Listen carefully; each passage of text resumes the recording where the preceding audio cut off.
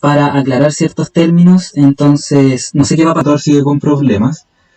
Estoy pensando en comunicarle esto al colegio ya hoy día y decirle, bueno, necesito un computador, necesito estos recursos porque al menos los que yo tengo ahora en este momento me están causando más problemas que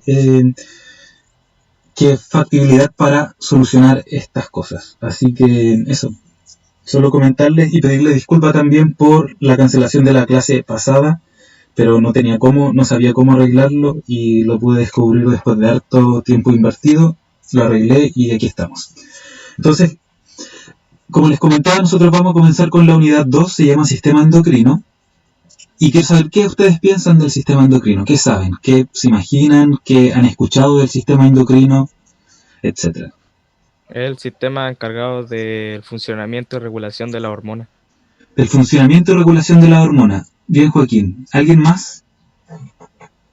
¿De qué se encarga el sistema endocrino? El funcionamiento y regulación de las hormonas. ¿Para qué sirve regular las hormonas? ¿Qué hacen las hormonas en nuestro cuerpo? Las hormonas, por lo que leí, viajan por los conductos sanguíneos. ¿Ya? Y las propias hormonas provocan que algunas células sufran cambios, lo que también provoca cambios a gran escala dentro del cuerpo. ¿Cómo qué cambios a gran escala pueden ser, Joaquín? Aparte de gran escala, también puede ser de forma temporal. Por ejemplo, a medida que crece una persona, las hormonas hacen que las células cambien y eso puede conllevar la maduración de órganos sexuales, de vellos faciales, por ejemplo, en el caso de los hombres, etc. Y en el caso de las mujeres, no olvidarse que estas mismas hormonas actúan también en las mujeres. Por lo tanto, cuando decimos ensanchamiento de caderas como desarrollo de caracteres sexuales secundarios, no es exclusivo de las mujeres. Aparición de vello en el cuerpo no es exclusivo de los hombres, sino que hay que eliminar un poquito esta idea de que los vellos son de los hombres y los no vellos son de las mujeres, y etcétera, etcétera.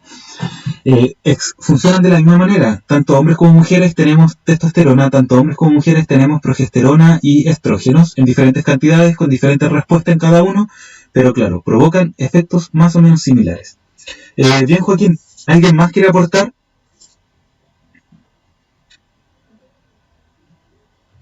Entonces continuamos. Quiero partir la clase haciendo un resumen del sistema nervioso, y nosotros sabemos que todos los estímulos son captados por un receptor, y un receptor que es específico para el estímulo. Por ejemplo, los receptores que están en nuestros ojos son receptores específicos para el estímulo lumínico. El receptor de nuestra piel para presión también es un receptor específico para detectar la presión de la piel. Y así con un montón de otros estímulos, dolor, temperatura, cada uno de los estímulos que ustedes sienten del ambiente tienen un receptor distinto y especializado para ese estímulo. El canal auditivo tiene receptores especializados y específicos para los cambios de onda y frecuencia en las vibraciones del ambiente. Una vez que se recibe esta información o se traduce esta información de un estímulo en una información como un impulso nervioso, es enviado a una neurona aferente, que ustedes saben que es parte del sistema nervioso periférico, y eso, no me acuerdo si grabé la clase, no, sí, está grabando. Entonces es parte del sistema nervioso periférico, y que tiene la principal función comunicar que el sistema nervioso central, lo que nosotros conocemos como centro integrador, ahí es donde esta información se elabora una respuesta, etcétera, etcétera, cosas que ustedes saben, se integran todas las informaciones que nosotros estamos captando del medio ambiente, se envía esta respuesta a través de una neurona aferente, de nuevo parte del sistema nervioso periférico, hacia un efector. Y yo aquí les pregunto, ¿qué es un efector? ¿Un músculo o una glándula? Un músculo o una glándula, exacto. Un efector puede ser tanto un músculo o puede ser una glándula. Es aquí, chicos, donde nosotros nos vamos a centrar en esta unidad, en las glándulas. Y como decía Joaquín, las glándulas lo que hacen un poco es enviar hormonas a través de nuestro cuerpo que tienen algún efecto específico, da lo mismo si son cambios temporales o son cambios mantenidos en el tiempo. En su guía yo les mostraba esta actividad 1, hacer una comparación de diferentes situaciones para las cuales hay diferentes respuestas, para las cuales también hay diferentes sistemas que regulan estas respuestas. Entonces eso quiero que hagamos ahora en un principio. Que me digan si la dilatación de la pupila tiene una velocidad alta o baja y si la duración de esta respuesta es alta o es baja. Entonces, la dilatación de la pupila, ¿la velocidad de respuesta es alta o es baja? Alta. Alta. ¿En qué sentido es alta? Alta. Digan, ¿en qué sentido puede ser alta la velocidad de respuesta? ¿A qué nos referimos cuando decimos que la velocidad de respuesta es alta? ¿Rápida? Rápida sí, pero Inmediata. inmediata ya. Me están dando sinónimos de lo mismo. Yo les estoy pidiendo que me describan qué significa que sea rápida, inmediata o alta. Inmediata. Otro sinónimo, ya. ¿Qué significa que sea inmediata? ¿Qué quiere decir en términos concretos que la velocidad de respuesta sea inmediata? Que se hace al momento. ¿Qué cosa, Dylan? Que se hace al momento. ¿Que se hace al momento ya, Cristiane? Que recibe y hace al tiro la acción. Exacto, se capta un estímulo, en este caso sería lumínico, y la respuesta es inmediata o es muy alta. Si no es inmediata, es muy, muy, muy alta. Entonces, eso. La duración de la respuesta, ¿cuánto es? ¿La duración es alta, es baja? ¿Baja?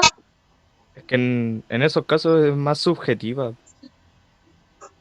Sí, pues depende. ¿De qué depende? Depende de cuánto rato tengáis la luz, ¿o no? Sí. O sea, Depende de cuánto dure esa situación de adrenalina. Ya también de adrenalina, la respuesta ya ahí entramos en un terreno que es ya más complicado de analizar con respecto a la adrenalina y al estrés y la dilatación de la pupila. Si nos pensamos en el estímulo lumínico, ¿cuánto dura la respuesta? La respuesta dura cuánto dura el estímulo, ¿verdad? Como nosotros hicimos en la clase, si nosotros nos iluminábamos la pupila se contraía, dejábamos de ocupar la linterna y la pupila inmediatamente se empezaba a aumentar su tamaño de nuevo. Entonces la duración de la respuesta es baja. En los términos, ahora claro, como dice Joaquín y como dice Ignacio, son distintos también y podríamos empezar a hablar en situaciones de estrés. Bueno, en situaciones de estrés, ¿cuánto dura la respuesta? Ya es otra cosa, que podríamos conversarlo durante la clase. El crecimiento corporal, ¿la velocidad de respuesta es alta o es baja? Baja. Baja. La duración de la respuesta. alta, po. Y se mantiene por harto tiempo. ¿Cuánto tiempo se mantiene, Ignacio? Se mantiene hasta que te morís, po. A no ser que te salga una pata. No, aproximadamente hasta los 40 años. Entonces ahí empieza a reducir. El crecimiento corporal se mantiene durante la adolescencia en términos generales. Hasta los 21 y 18, ¿no? Más o menos. Hasta los 18 se mantiene el crecimiento en altura y a los 21 se termina de desarrollar y crecer lo último y madurar los últimos sistemas. Y si no me equivoco, el último sistema en madurar es la visión. Así que, claro. Dije que es lo que dura, no cuánto tiempo se tarda en formar. Sí, pero es lo que se demora en formar, es lo que dura la respuesta también. El crecimiento corporal es lo que dura la respuesta. Y la duración de la respuesta es alta. La salivación ante un aroma de un plato de comida.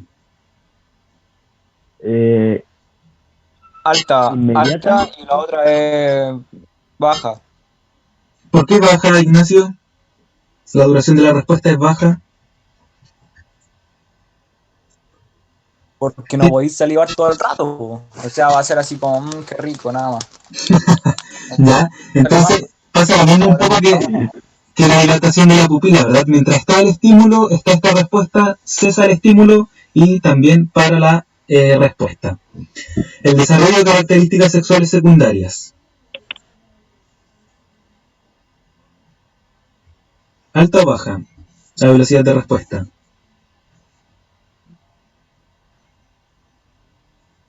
¿Qué cosa? Yo se me la dio. Les preguntaba si el desarrollo de características sexuales secundarias, la velocidad de respuesta es alta o es baja. Igual son esas. Es Baja. ¿Cuáles son las características sexuales secundarias? Es una buena pregunta. ¿Qué son esas? No sé. Erecciones, todo eso, pues, ¿no? Okay. Pero decir lo mismo que dice ahí, Dylan. Tenéis que ser más específico. No, lo mismo. Dylan dijo... Repítalo, Dylan, creo que no dijo lo mismo. Ya, la erección es parte de nuestra respuesta sexual más que del desarrollo de nuestras características sexuales. Bueno. ¿Cuáles son las sexuales secundarias? No, bien, porque es necesario marcar esa diferencia, Dylan, no se preocupe. ¿Cuáles son las características sexuales secundarias?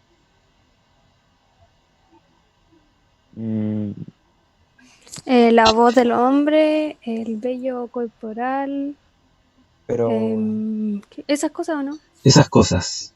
Pero Ignacio tiene algo que decir, creo. Vamos, Nacho, tú podías. No. Ya.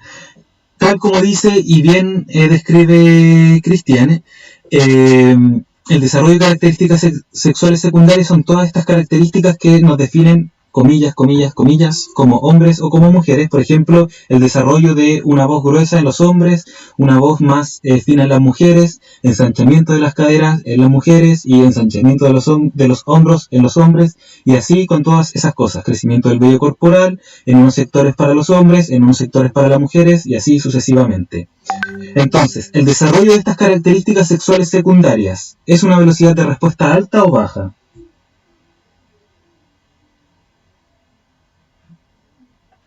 Baja. Alta. Baja, porque es periódica. Baja. Perdón, me la hallé. Sí, y la duración de la respuesta también es... Baja. Es baja la... alta, pues. Alta, efectivamente, la duración de la respuesta. Las cruces no tienen nada que ver la cantidad de cruces, es solo nada. Entonces nosotros podemos comparar estas tres situaciones, estas tres respuestas distintas, y podríamos empezar ya un poco a definir o a diferenciar cuáles de ellas podrían estar reguladas por el sistema nervioso o cuáles de ellas podrían estar reguladas por el sistema endocrino. Entonces, ¿la dilatación de la pupila está regulada por el sistema nervioso o sistema endocrino? Nervioso. Chiquillos, la compañera y el compañero, alcancé a ver quién respondió. ¿Qué lo hace pensar a ustedes que esto es parte del sistema nervioso? Porque en sí uno no puede, como que al momento, reacción es por un estímulo del momento. Un estímulo del momento, ¿verdad? ¿Cuál era la característica del impulso nervioso? ¿Era rápida o era lenta? Rápida. Era rápida, ¿verdad? Cuando nosotros sentíamos, por ejemplo, y estábamos viendo las respuestas reflejas, eran velocidades súper altas, incluso tan altas que la información no llegaba al cerebro, sino que pasaba de colado por la médula espinal y se generaba una respuesta. Entonces, claro, el sistema nervioso tiene una velocidad de respuesta que es bastante alta y una duración de la respuesta que es bastante baja. Entonces, ya con esa información nosotros podríamos decir que la salivación, tal como estamos comparando, también es parte del sistema nervioso, y el crecimiento corporal.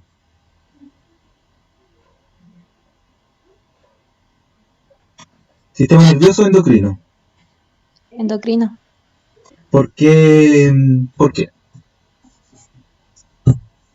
Como que por el que más se tarda.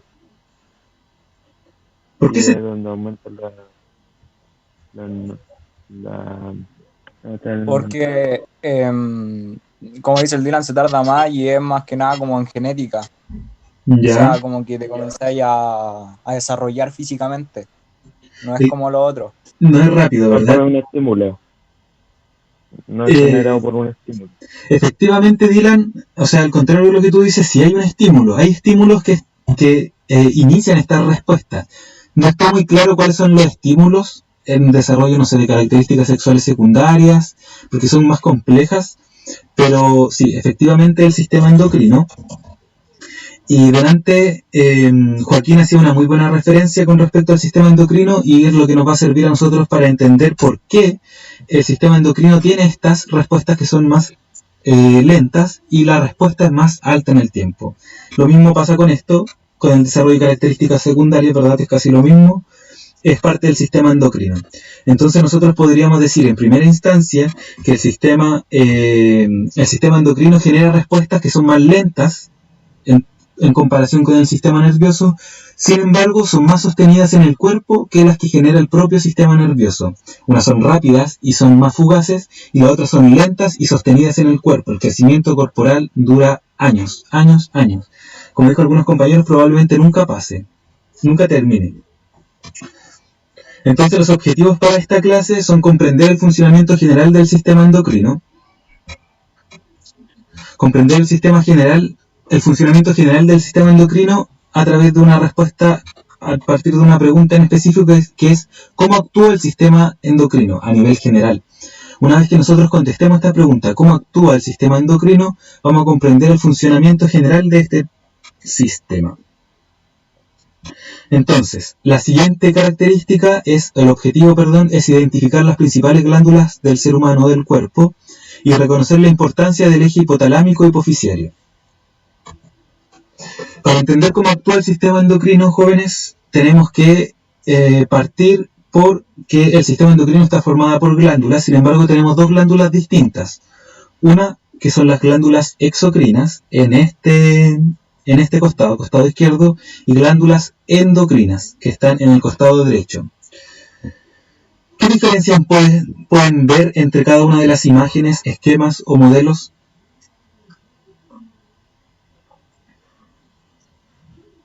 ¿Que su estructura es distinta? ¿Perdón, Vale? ¿Que su estructura es distinta? ¿Ya? ¿En qué sentido es distinta, Vale? ¿Qué lo hace distintos?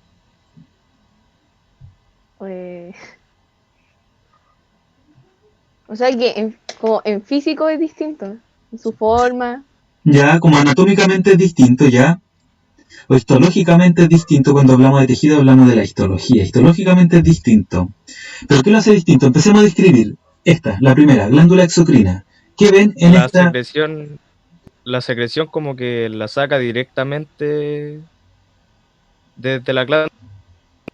Me refiero a que sale de una, y la otra como que muestra que tiene que pasar por los vasos sanguíneos primero. Ya, aquí hay una gran diferencia. Es que la secreción de una glándula exocrina sale a través de un conducto hacia un epitelio, y los epitelios son los que recubren ciertas partes de nuestro cuerpo. Por ejemplo, la piel está cubierta por un epitelio, nuestro sistema respiratorio está cubierto por un epitelio, nuestro sistema digestivo está cubierto por un epitelio. Por lo tanto, aquí podría ser derechamente la piel, y por lo tanto, si estamos pensando en una glándula exocrina, aquel producto que sale a través de este conducto sale hacia el exterior del cuerpo o se vierte dentro de un tubo, como el tubo digestivo o el sistema respiratorio. ¿Se escucha o no? Yo no escucho nada. ¿Me escuchan los demás? Yo sí lo escucho. Sí. Igual lo escucho. Ah, ya. Entonces el problema era de Ignacio.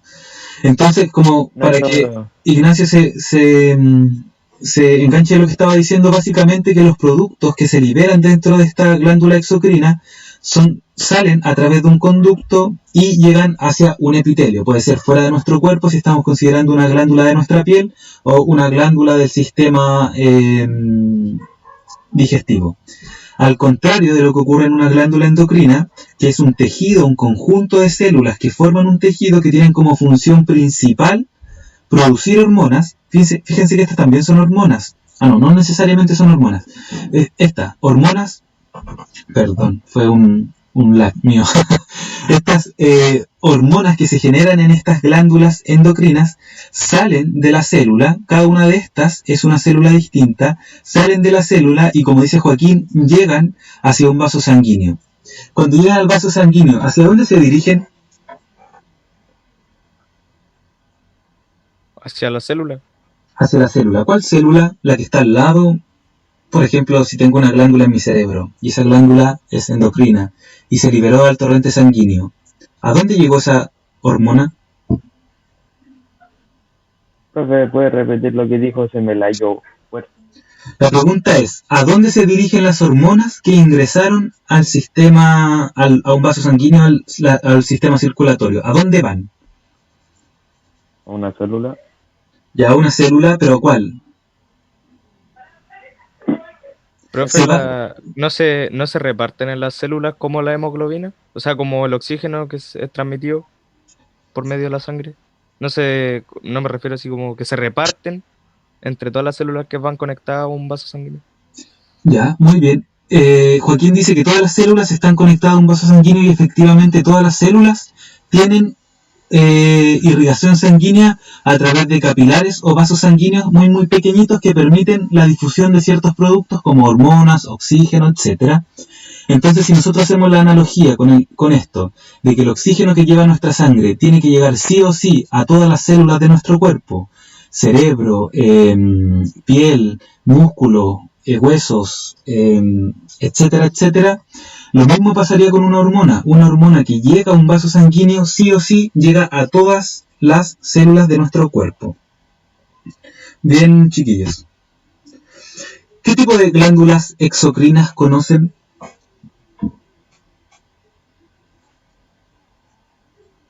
Piensen, ¿qué tipo de glándulas exocrinas? Yo sé que conocen varias. Hormona.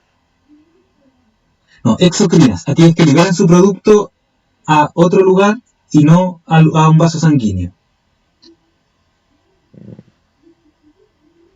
Ni idea. La glándula lagrimal. Ya, muy bien. Liberan un producto hacia fuera de nuestro cuerpo. ¿Cuál más? Glándulas Bien, vale. salivales. Glándulas salivales, glándulas, Sí, estoy bien. La mamaria. glándulas mamarias, bien, glándulas sudoríparas, etcétera, etcétera, etcétera. Glándulas endocrinas. ¿Qué glándulas conocen que sean endocrinas? El hipotálamo. El hipotálamo, bien. ¿Qué es el hipotálamo, Ignacio? O sea, Joaquín, perdón. Es una glándula ubicada en el mismo sector que el cerebro. Ya. Y puede generar hormonas que se van transmitiendo desde el cerebro hacia la parte de abajo del cuerpo. Ya. Joaquín hace una muy buena descripción de una hormona endocrina, de una glándula, perdón, endocrina, que es el hipotálamo. Y acá es un poco más difícil porque no conocemos tantas glándulas. La tiroides, por ejemplo, es una glándula endocrina que libera sus hormonas al sistema sanguíneo, que llegan finalmente estas hormonas a todo nuestro cuerpo. Recuerden que una de las cosas que hicimos en la unidad 1 fue definir, ¿cierto? Entonces, ¿alguien recuerda cómo hacer definiciones?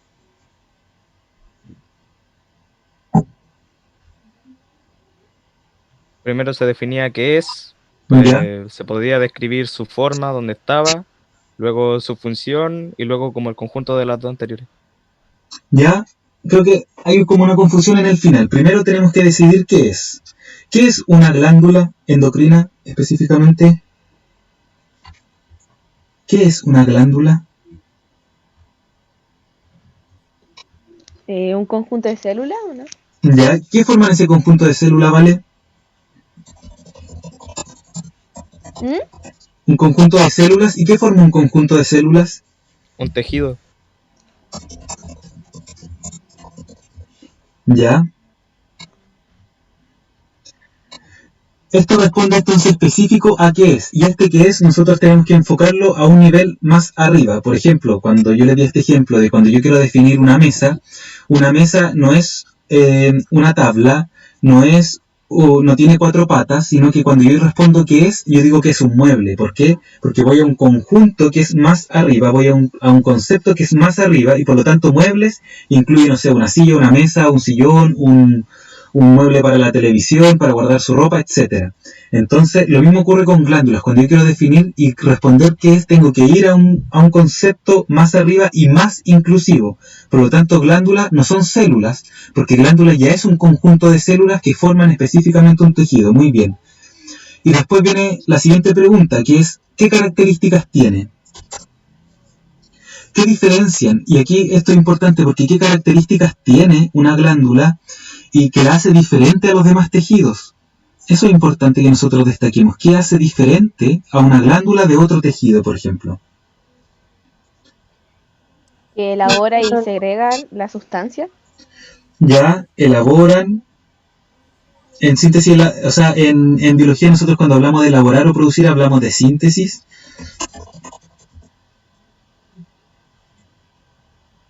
¿Qué más? Que sintetiza, ¿qué cosa? ¿Qué sustancia?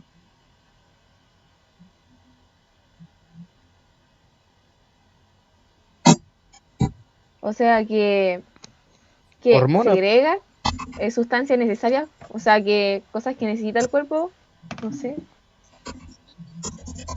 ¿Qué sustancias? ¿Cómo se llaman esas sustancias? Segrega hormonas, muy bien. Que sintetiza y segrega hormonas.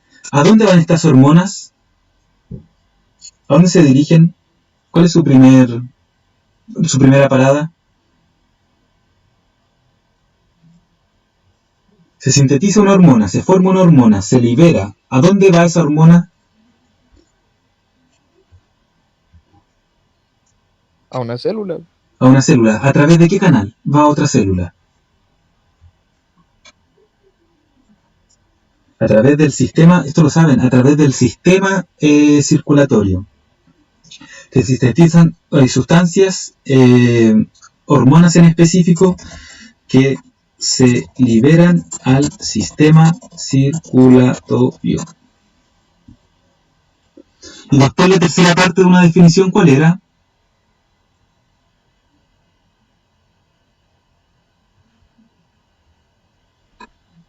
La tercera pregunta que teníamos que responder tiene relación con dar un ejemplo o una función. ¿Qué ejemplo podríamos dar? Esto es más fácil. ¿Qué ejemplo podríamos dar de glándula? La glándula tiroides.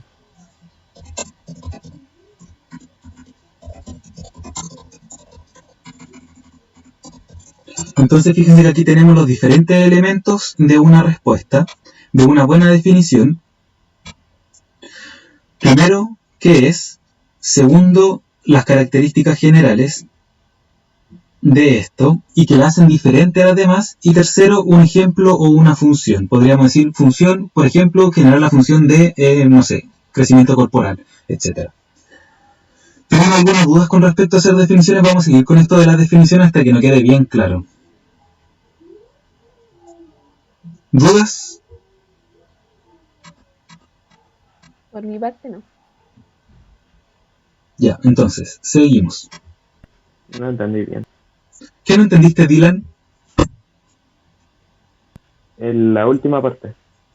Ya, cuando nosotros hacemos definiciones, tenemos que responder tres cosas, o hacer tres cosas distintas. Primero responder qué es, luego dar alguna descripción de lo que queremos definir, y que esa descripción sea lo suficientemente acotada, pero que a la vez me permita diferenciar de todo lo demás. Y la tercera etapa, o la tercera parte de esto, es dar un ejemplo o alguna función de lo que nosotros estamos definiendo. En el ejemplo que yo le daba de mesa, yo decía que cuando respondimos que tenemos que ir a un concepto superior, y la mesa es un mueble, efectivamente es un mueble una mesa. Pero ¿qué la hace diferente a los demás muebles, por ejemplo a la cómoda? Bueno, la hace diferente que tiene una tabla en forma horizontal, no cualquier tabla, sino en forma horizontal, tiene 4 o 3 patas dependiendo de la función que va a tener, por ejemplo, una mesa de centro. Y acabo de hacer una definición, que no sé si será tan buena en verdad, pero cumple con estas 3 partes. Primero, ¿qué es? ¿Qué características tiene en específico? Y finalmente, un ejemplo de lo que estoy definiendo. Y con conceptos biológicos es más complicado porque tenemos que empezar a articular ciertos conocimientos científicos que de repente es difícil. Y sobre todo, yo insisto en las definiciones porque a ustedes los obliga a salirse de este nivel de glándula y empezar a pensar cuál es el concepto superior que incluye a las glándulas. Y nosotros ya descubrimos que eran los tejidos. Tejidos del cuerpo incluye glándulas, incluye, no sé, músculos, etc. ¿Contesto tu pregunta, Dylan? Sí. Sigamos. Entonces, bueno, ¿cómo sabe una hormona dónde ejercer su acción? Si nosotros estamos diciendo que una glándula libera una hormona y una hormona va a un vaso sanguíneo, lo que hace que se reparta por todo el cuerpo, ¿cómo sabe una hormona dónde ejercer su acción? ¿Alguien sabe?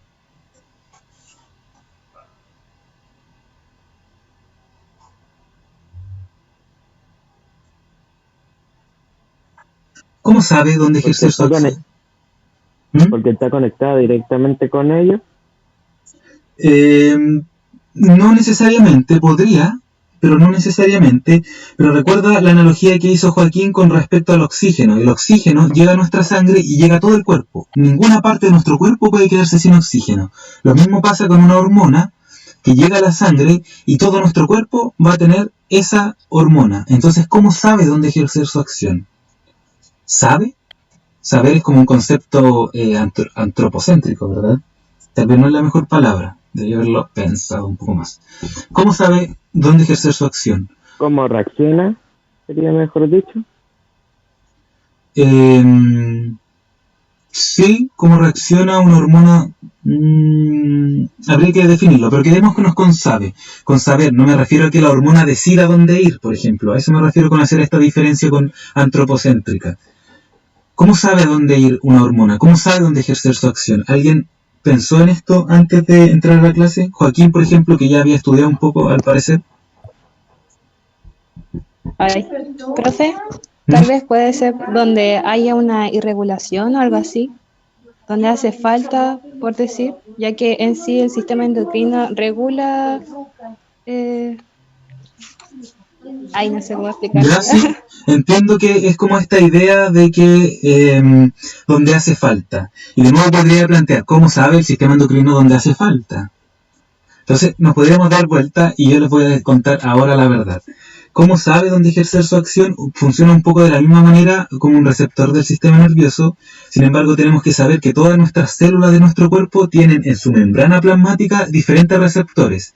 Y de la misma manera que un receptor del sistema nervioso para captar un estímulo del medio externo o interno tiene un receptor específico, lo mismo ocurre con todos los receptores de la célula de las células. Por ejemplo, cuando nosotros pensamos en el coronavirus y sabemos que es un virus que mutó, ¿qué fue lo que mutó? Precisamente aquellas estructuras que tenían su membrana que hacían contacto específico con aquellos receptores que estaban en nuestro sistema respiratorio. Solo por eso el virus podía ahora, una vez mutado, podía enfermarnos, porque ahora su receptor, ahora sus moléculas que estaban en su membrana encajaban a la perfección con los receptores que estaban en nuestro sistema respiratorio. Entonces estos receptores tienen esta característica, son específicos para lo que necesita como recibir. Por ejemplo, una célula endocrina libera una hormona que ustedes saben, llega al torrente sanguíneo, a los vasos sanguíneos, al sistema circulatorio y recorre todo nuestro cuerpo. Pero solamente aquellas células que tengan el receptor específico para la forma específica de la hormona van a reaccionar con ella. Por lo tanto, una hormona efectivamente recorre nuestro cuerpo, sin embargo va a llegar a aquella célula, va a hacer su acción en aquella célula que tiene el receptor para esta hormona. ¿Dudas? Profe, pero fuera de la materia va a mandar otro link. Sí, siempre. 40 minutos es muy poco, así que se termina ahora y mando otro link. Ya. Profe, entonces, ¿la hormona sabe dónde ejercer por medio de los receptores? Por medio de los receptores, y los receptores son específicos. Voy a cerrar ahora esto y vamos a pasar a esta siguiente imagen que va a quedar un poquito más claro cómo hace un receptor que sea específico. Así que nos vemos.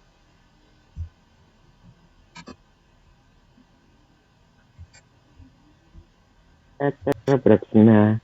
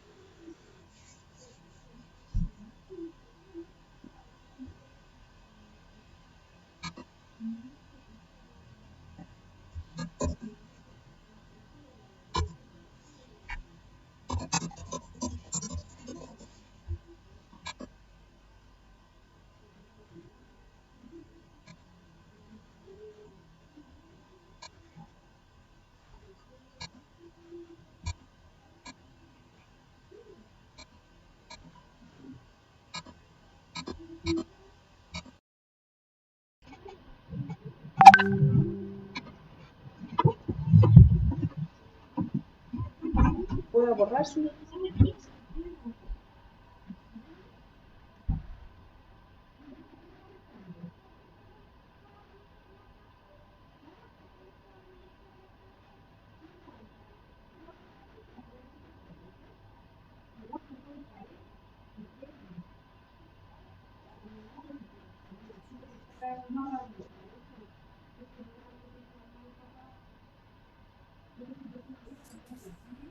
Sí.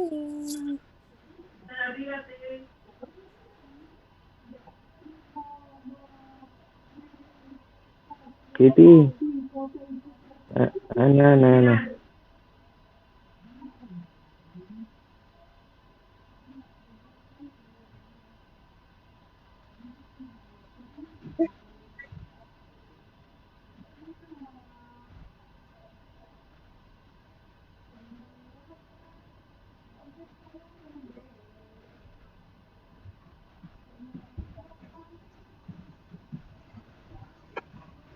Ya, chicos.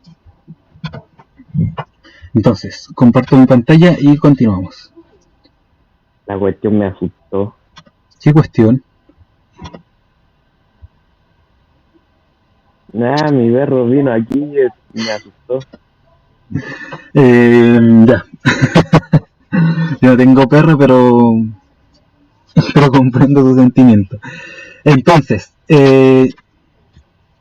chicos y chicas, primero entonces sabemos que tenemos una glándula, la glándula libera hormonas y las hormonas llegan a una célula con un receptor específico que se denomina célula blanco. Entonces las células blanco van a ser aquellas células que tienen un receptor específico para la hormona que se está liberando. Por ejemplo, tenemos una célula A con una hormona amarilla, una célula B con una hormona triángulo morado, celeste, no sé, azul, una célula C con un cuadrado naranjo o rojo, y cada una de estas hormonas distintas se libera al torrente sanguíneo, viajan a través de todo el cuerpo. Sin embargo, va a haber solo una célula blanco para una hormona específica, va a haber otra célula blanco para una hormona específica y otra célula blanco para otra hormona específica, y así con cada una de ellas. Aun cuando en esta célula estén llegando todas las hormonas, solo van a reaccionar con aquella que tiene el receptor específico para esa hormona que no necesita, pero la que puede recibir. ¿Queda un poco más claro esta idea de cómo una hormona sabe dónde ejercer su acción? Profe, yo no escuché. ¿Quién no escuchó? Yo, el David. David. Entonces, es un poco lo de los que le contaba recién con respecto a que una hormona con una forma específica y otra hormona con otra forma específica y otra hormona con otra forma específica, recuerden que son moléculas y todas las moléculas son distintas y generan espacialmente formas distintas, ¿verdad? Entonces, cada una de ellas entra a la sangre, pero hace contacto solo con la célula que tiene el receptor específico. Por ejemplo, en este caso, que es un poco simple, por ejemplo, aquella célula que tenga un receptor que sea cuadrado, aquella célula que tenga un receptor que sea elíptico, aquí sería redondo, aquí sería con una célula que tenga un receptor triangular. Entonces, cada una de las formas de estas moléculas va a hacer contacto con un receptor que es específico y único para esa célula. Las proteínas tienen esta característica, los receptores son proteínas, tienen la característica de ser súper específicas en la función que están encargadas de realizar. ¿Dudas?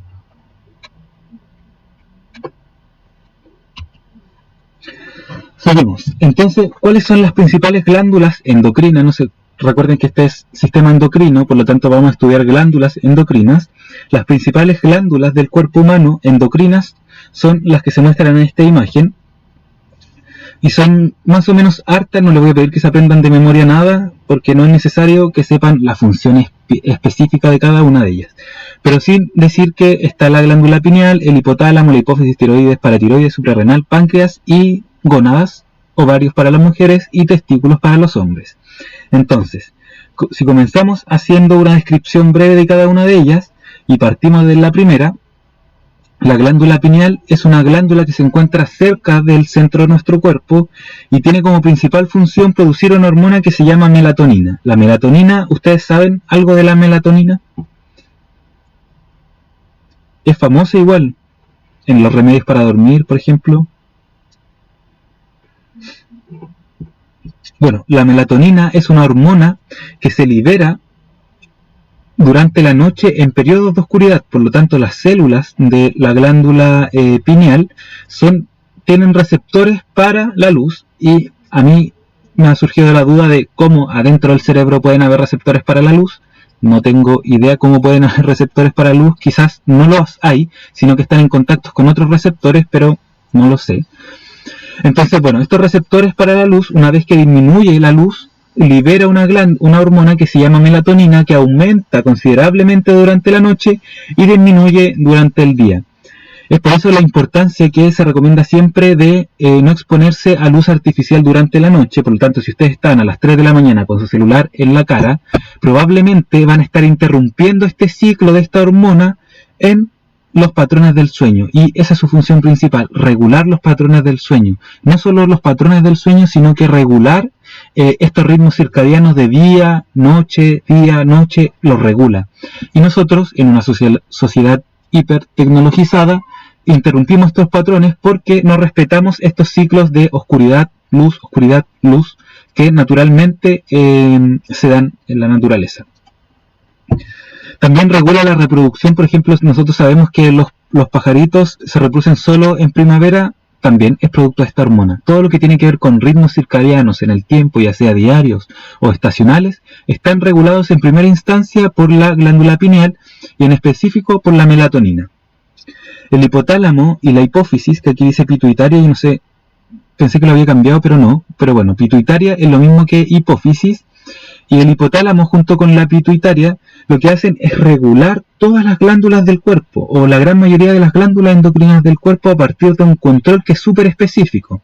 En primera instancia es comentarle que, como decía Joaquín, que libera unas hormonas, y estas hormonas hacen contacto directo, por ejemplo, el hipotálamo está acá.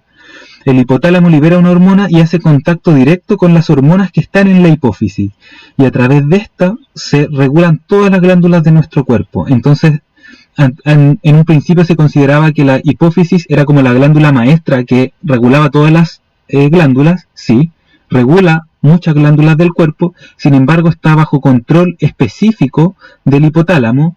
Y si ustedes recuerdan bien, el hipotálamo es parte del sistema nervioso central, por lo tanto tiene neuronas en su estructura.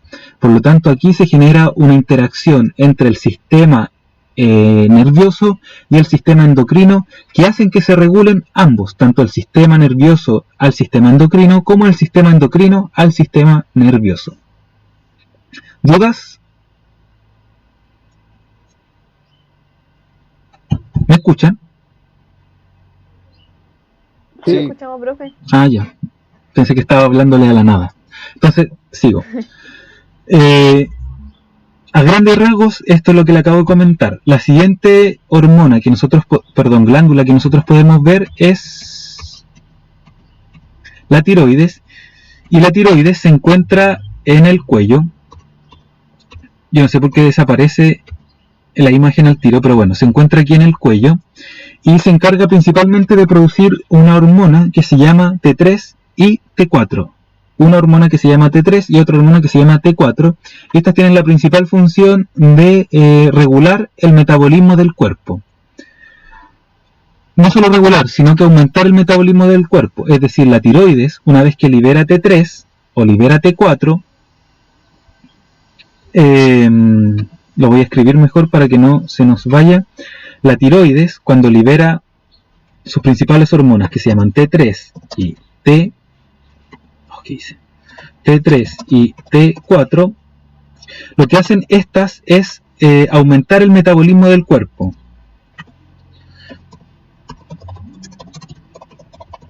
El metabolismo, por lo tanto, la tiroides libera T3 y T4, la T3 y T4 aumentan el metabolismo del cuerpo y junto con esto aumenta la temperatura corporal. A medida que aumenta el metabolismo del cuerpo, aumenta la temperatura. Entonces, fíjense que el estímulo para la glándula tiroides tiene relación con el control de la glándula hipófisis. Por lo tanto, entre el hipotálamo, la hipófisis y la tiroides va a haber una forma de comunicación que le va a permitir o estimular la liberación de estas hormonas para aumentar el metabolismo, que finalmente aumenta la temperatura corporal. ¿En qué momento a nosotros nos sirve aumentar la temperatura corporal, chicos y chicas? ¿En qué momento sería conveniente aumentar la temperatura corporal? Cuando hay algún agente patógeno. Ya, bien, cuando hay algún agente patógeno, pero eso está más regulado, más que por las glándulas, está regulado por el sistema inmune.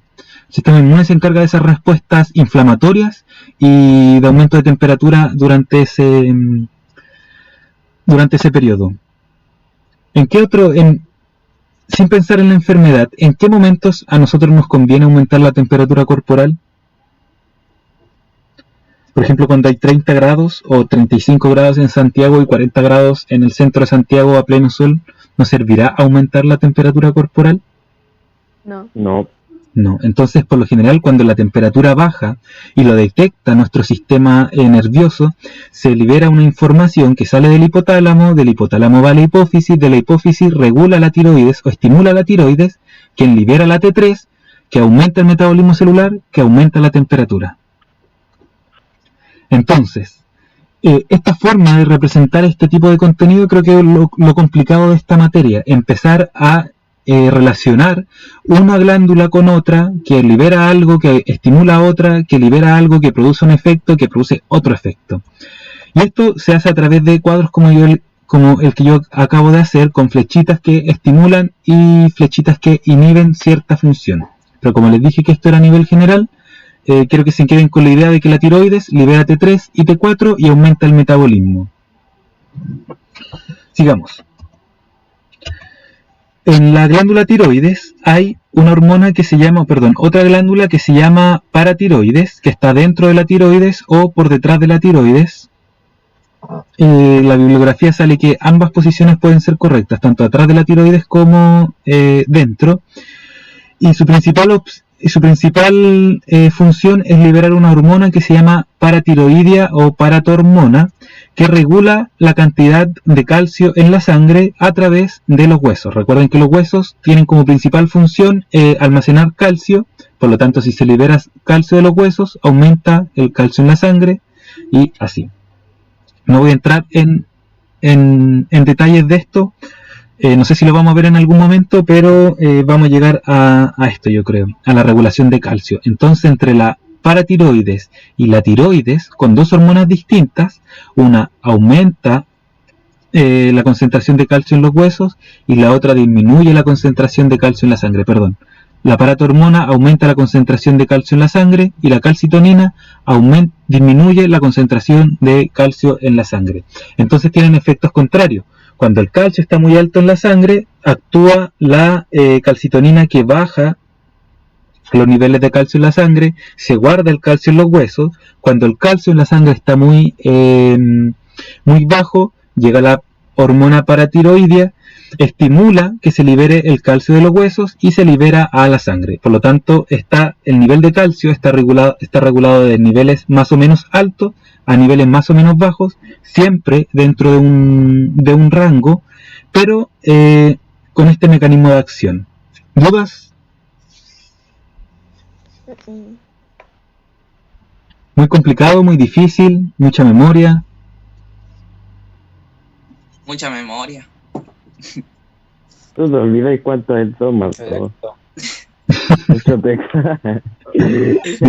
Igual chicos, sí, pues es muy complicado. La biología es una ciencia distinta a la física porque no tiene leyes matemáticas, sino que lo que hace la biología es desarrollar conceptos, y los conceptos son potentes para explicar ciertas situaciones. Por lo tanto, estos conceptos tienen en primera instancia que guardarse en la memoria para reconocer su significado, y después ya un proceso que ya es psicológico, cognitivo, de cómo generamos significados a través de los conceptos, a través de modelos mentales, a través de analogías, etcétera, etcétera. Por lo tanto, la primera instancia es primero comenzar a hablar de esto, comenzar a hablar de glándulas, comenzar a hablar de hormonas, comenzar a hablar de aumenta o disminuye, de regula o no regula, de estimula o inhibe. Todo ese vocabulario que nosotros vamos trabajando ahora en la clase es importante para aprender ciencia. No aprenderse una fórmula matemática que me permita llegar a una solución, sino porque los conceptos en biología es la base de la ciencia. La base de la ciencia biológica son los conceptos, por lo tanto necesitamos hablar para ocupar nuestra memoria y a empezar a generar significado a través de esto. Continúo, me fui para otro lado. Y luego tenemos las glándulas suprarrenales que están sobre los riñones. Si nosotros pudiéramos cortar los riñones de una manera así, paralelo al piso, al eje del cuerpo, veríamos dos zonas totalmente distintas, una corteza y una médula. Cada una se encarga de funciones distintas. Una de estas funciones es de producir hormonas distintas. Las hormonas de la corteza es el cortisol. ¿Alguien sabe o ha oído hablar del cortisol?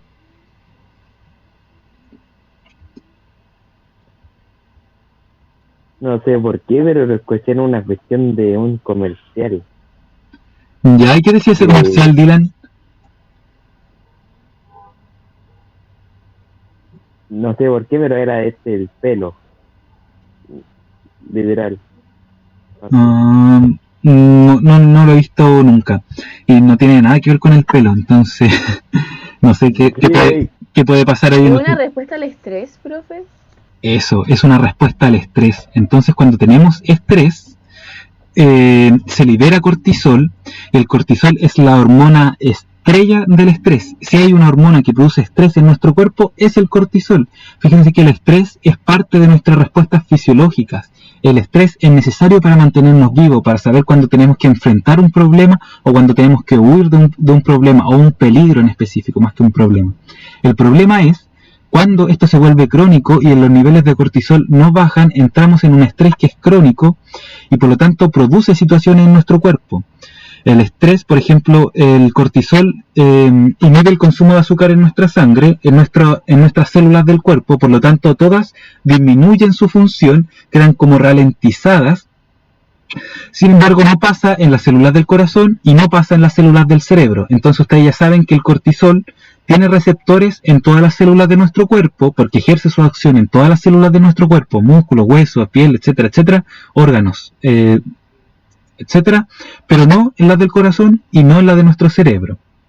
Por lo tanto, esto explica un poco las situaciones o cómo nos sentimos cuando tenemos estrés. Cuando tenemos estrés nos sentimos tal vez cansados, sin ánimo, bajoneados, pero aún así en algunos momentos podemos sentir taquicardia porque esa función no se ha controlado a través del cortisol, y también podemos sentir que nuestra mente no para porque se privilegiaron dos órganos principales: nuestra mente, que funcione para enfrentar un problema, y nuestro corazón, que tiene que bombear sangre para enfrentar este problema, y ya sea para luchar o para huir en contextos que no necesitan de esa respuesta, y por lo tanto es una respuesta crónica a un problema ambiental que tal vez no es real. Y bueno, eso con respecto a las glándulas suprarrenales. ¿Dudas? ¿Algo que quieran comentar? ¿Estoy hablando muy rápido, voy más lento? Seguimos. Está bien, profe. Ya. Está bien. El páncreas es la siguiente glándula de nuestro cuerpo y tiene doble función: ser una glándula exocrina y una glándula endocrina. Exocrina porque libera sus productos al sistema digestivo, y aquí sirven todos estos productos para aumentar la digestión, la absorción de ácidos grasos, proteínas, etcétera, cosas que la verdad no tengo muy claras.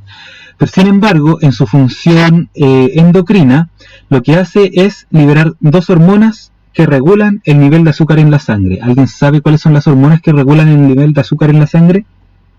El páncreas. Insulina y glucagón. Insulina y glucagón. El páncreas, Dylan, no sé si fue Dylan, el páncreas libera estas hormonas que regulan la concentración de azúcar en la sangre. Una aumenta la concentración de azúcar en la sangre y la otra la disminuye. Eso. ¿Qué órganos? No, el páncreas, claro. El páncreas libera estas hormonas. Entonces, Nada, esto lo vamos a ver en una clase completa. Vamos a tener una clase exclusiva de páncreas, así que no me voy a enfocar en esto ahora. Las siguientes glándulas endocrinas importantes de nuestro cuerpo son las gónadas, y como les comentaba, existen diferentes para los machos y para las hembras. Para los machos son los testículos y para las hembras son los ovarios. También esto lo vamos a ver en una clase completa, parece que la siguiente, así que no voy a enfocar en esto, solo que también están bajo el control de la hipófisis, por lo tanto bajo el control del hipotálamo, y como yo les comentaba anteriormente, el hipotálamo libera una sustancia que llega a la hipófisis, y la hipófisis estimula las glándulas, por ejemplo el testículo en este caso, y el testículo produce una hormona. ¿Cuál es la hormona que produce el testículo? ¿O los espermatozoides, ¿no? ¿Qué son los espermatozoides? Son células. Son células. Y mi pregunta fue, ¿cuáles son las hormonas? ¿Cuál es la hormona que produce por excelencia el testículo? ¿La testosterona? La testosterona. ¡Yo me la sé! ¡Ay! Muy tarde. La testosterona, efectivamente, la testosterona. Principalmente el testículo se encarga de toda la producción de testosterona de nuestro cuerpo. Y un poquito la glándula suprarrenal. ¿Y el ovario qué hormonas produce? La hormona de la mujer, pues, no me acuerdo cómo se llama. Estrógeno y progesterona, ¿no? Estrógeno y progesterona, pero al contrario de lo que dice Ignacio, no son exclusivas de las mujeres. Los hombres también tienen estrógeno y progesterona. Sí, pero hacen diferentes funciones, pues. No es lo mismo que una mujer tenga testosterona. De hecho, O sea, la mujer tiene testosterona, sí, pero no hace la misma función que hacen los hombres. Fíjate, tiene distintas cantidades. Eso, ahí está la diferencia. Más que en la función, en las cantidades. Pero recuerda que si una mujer comienza a tomar, se me olvidó, testosterona, por lo general va a generar características sexuales secundarias como las que están en los hombres: barba, voz grave, espinilla en la cara, lo que sea. Y lo mismo pasa con un hombre que comienza a tomar estrógeno y progesterona. Va a haber una desregulación de su sistema, van a cambiar las cantidades, van a producir los mismos efectos que en las mujeres: aumento del tamaño de las mamas, de las caderas, y no sé, otras cosas. Entonces, la página 52 de su libro, chiquillos, esto está en Classroom, tienen una descripción de cada una de estas glándulas, pero yo quiero que vayamos acá, a la glándula hipófisis, al eje hipotalámico hipofisiario. Sabemos que el hipotálamo y la hipófisis están en estrecho contacto. Si nosotros hacemos un zoom, están en el encéfalo, por lo tanto el hipotálamo es parte del sistema nervioso central. Si hacemos un zoom, vemos que el hipotálamo tiene estrecho contacto con la hipófisis.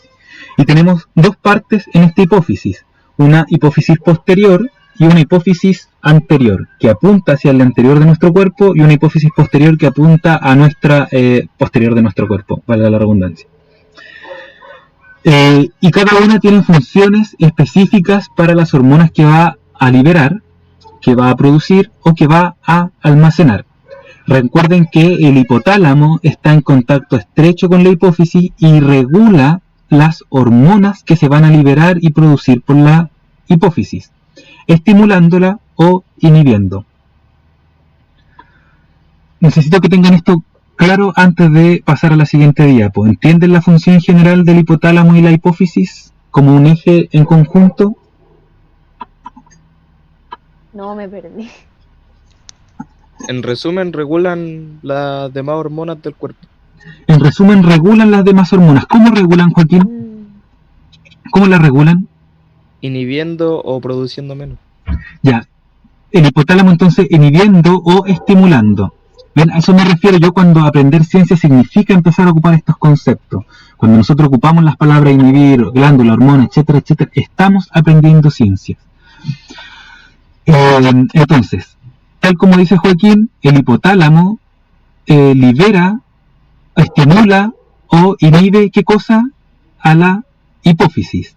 La hipófisis, si es estimulada, libera una hormona, y esa hormona llega a una parte de nuestro cuerpo que va a tener una función en específica. Si el hipotálamo libera una hormona que inhibe a la hipófisis no va a liberar la hormona, por lo tanto no se va a estimular esa parte del cuerpo, por lo tanto no va a haber una respuesta, porque no va a haber estímulo o porque el hipotálamo está, comillas, decidiendo que no haya este tipo de respuesta. Entonces, vale, ¿entiendes la generalidad entre este eje hipotalámico hipoficiario? ¿Cuáles son sus relaciones entre ambas glándulas? Sí. ¿O estás perdido? Porque si están perdidos es necesario que me digan ahora, porque después no vamos a devolvernos a explicar cada vez este eje. Entonces el hipotálamo libera y estimula la hipófisis, ¿pero qué hace eso? ¿Cuál es el resultado de que lo estimule? Si la estimula, como es una glándula, produce otra hormona. Esta hormona llega a otro órgano que produce un efecto. Por ejemplo, cuando yo le decía la tiroides, cuando veíamos la tiroides y les decía que la tiroides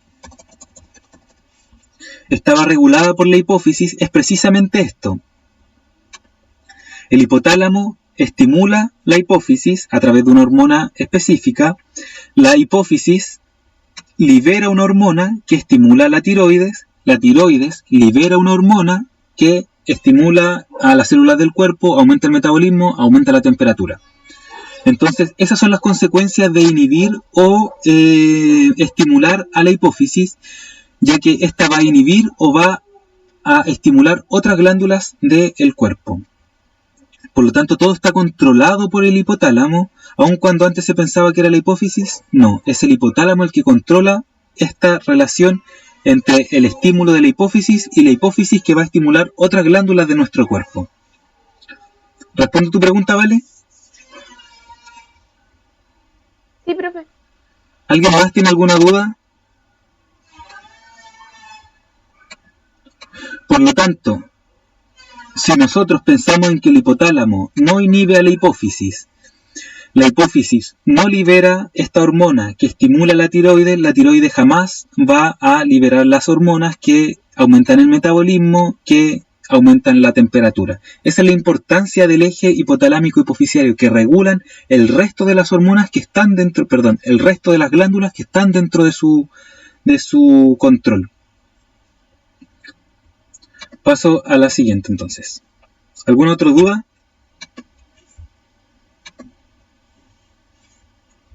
Ignacio, David, Dylan, ¿tienen dudas? ¿Quién más está aquí? Carolina, Benjamín, Jarpa, Isidora. No, profe, nada. El Ignacio quiere que avance nomás, quiere que avance. ¿Dudas, chiquillos? No, profe, yo no tengo duda. Ya. Carolina no, ya, qué bueno. Entonces, ¿quién tiene dudas? Ya, sigamos.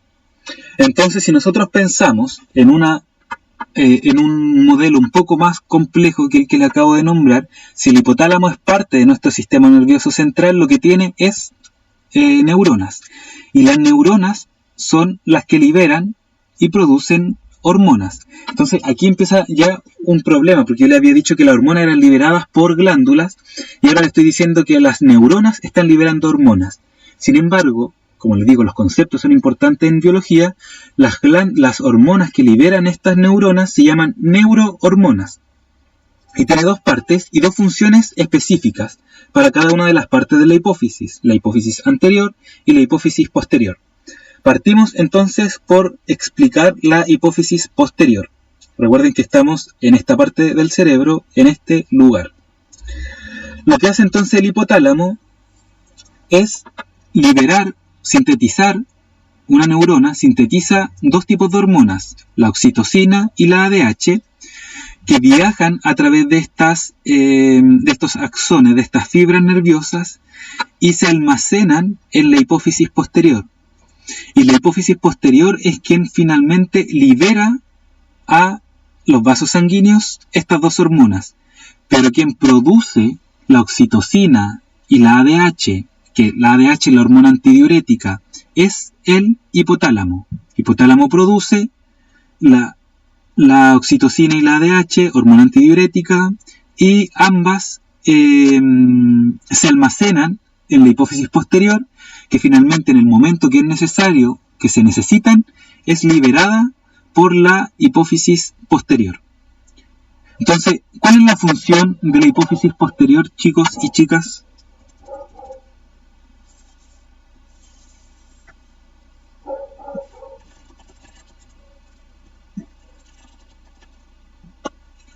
¿Cuál es la función de la hipófisis posterior?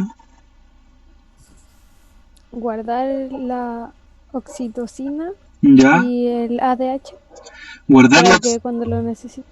Exacto, la función de la hipófisis anterior no es producir la hormona, sino que solo almacenarla para liberarla en el momento que se necesite. Al contrario de lo que ocurre en la hipófisis anterior, que sí produce al menos 6 hormonas distintas que estimulan glándulas distintas o órganos específicos. Por lo tanto, lo que hace el hipotálamo a través de estas neuronas que no llegan a la hipófisis anterior, libera unas hormonas que se llaman factores liberadores. Lo voy a escribir. Libera unas hormonas que se llaman factores liberadores. Estos factores liberadores son hormonas que estimulan o inhiben a la hipófisis,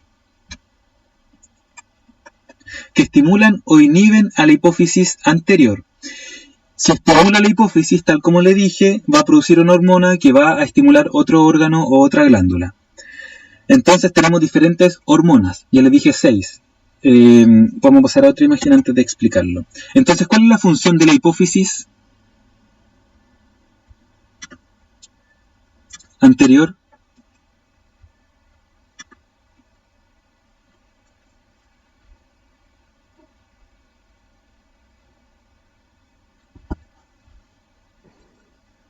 ¿Almacena hormonas? ¿Sí? No entendí esa de la hipófisis anterior.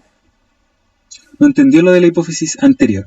La hipófisis anterior, mira, ahora va a quedar más clara porque esta parece que no es una tan buena imagen, pero yo tenía preparada esta.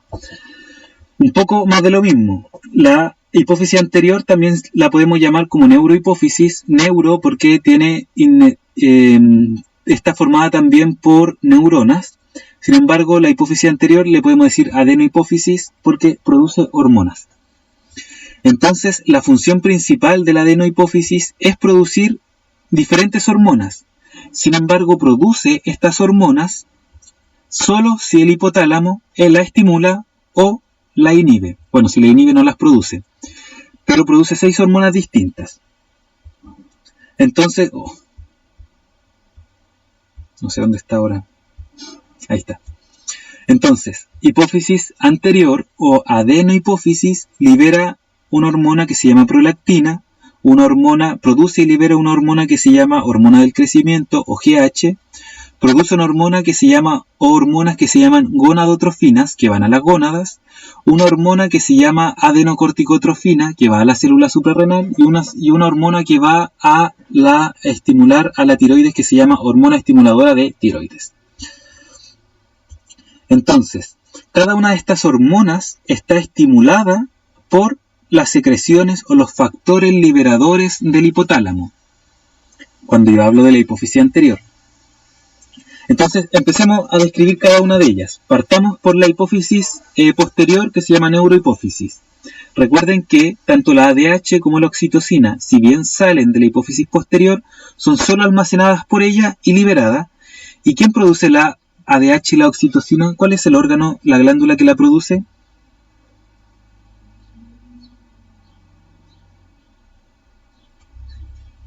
No sé. ¿El hipotálamo? El hipotálamo las produce, ¿y quién las guarda? ¿El hipófisis posterior? La hipófisis posterior. Entonces, llega un estímulo al hipotálamo, el hipotálamo produce esta hormona, oxitocina, la almacena en la neurohipófisis y cuando se necesite y llega el estímulo, se produce o se libera oxitocina a través de los vasos sanguíneos. La oxitocina tiene 2 funciones principales. Una es eyectar la leche de las glándulas mamarias, no formarla, solo eyectarla, y también es importante para el parto, mientras aumenta las contracciones uterinas. Es decir, hay oxitocina, aumenta las contracciones uterinas. Hay oxitocina, aumenta las contracciones de oxitocina. Mientras mayor oxitocina hay en el cuerpo, mayores serán las contracciones uterinas, por lo tanto, va a producir finalmente el parto. Otra hormona que es liberada por la hipófisis anterior es la ADH. La ADH se llama hormona antidiurética. Y si se llama hormona antidiurética, ¿cuál será su función?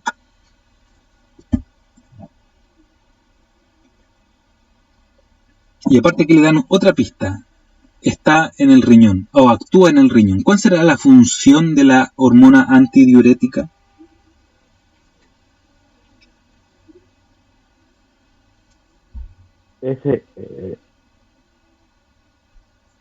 No los escucho. ¿Qué será antidiurético? ¿Qué es un antidiurético?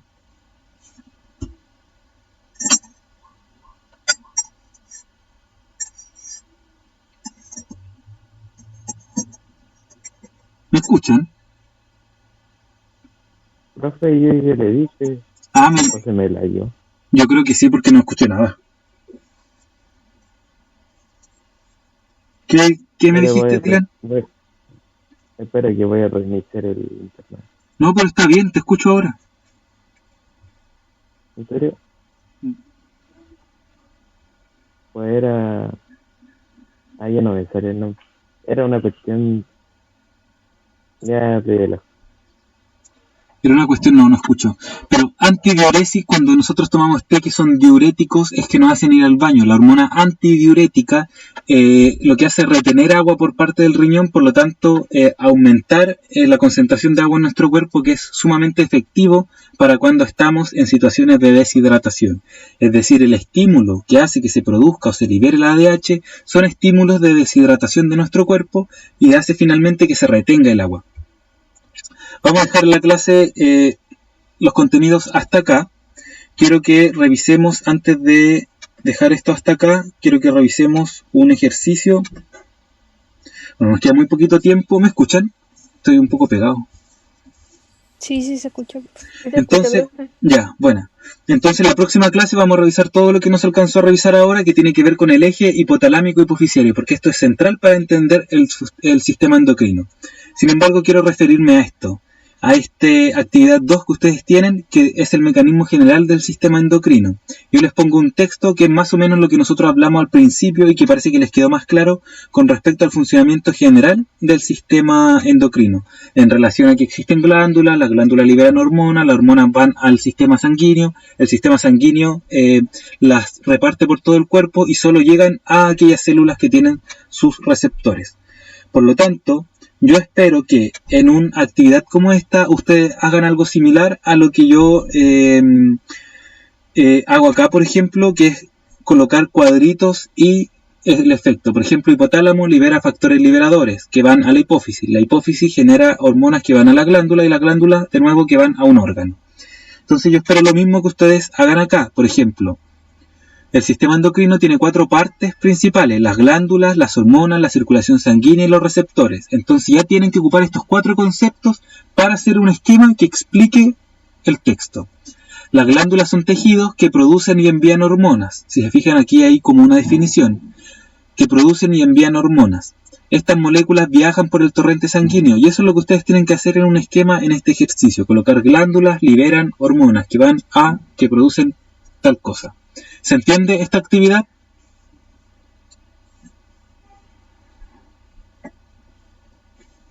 Sí, que liberan hormonas.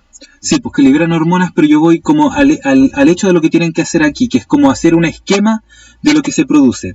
Entonces, la próxima clase quiero que... la próxima clase vamos a revisar esta actividad y vamos a pasar de nuevo a el eje hipotalámico hipoficiario, porque parece que era mucha materia para esta pura clase. Entonces, por ahora nos despedimos, chicos y chicas, que les vaya súper bien. Nos vemos la próxima semana en este mismo horario, no lo olviden. Saludos. Por el mismo canal. Por el mismo canal. Chao, chicos, chicas, que les vaya bien. Chao, Chao, profe, gracias. Igual ustedes. Chao, La neta lo llama.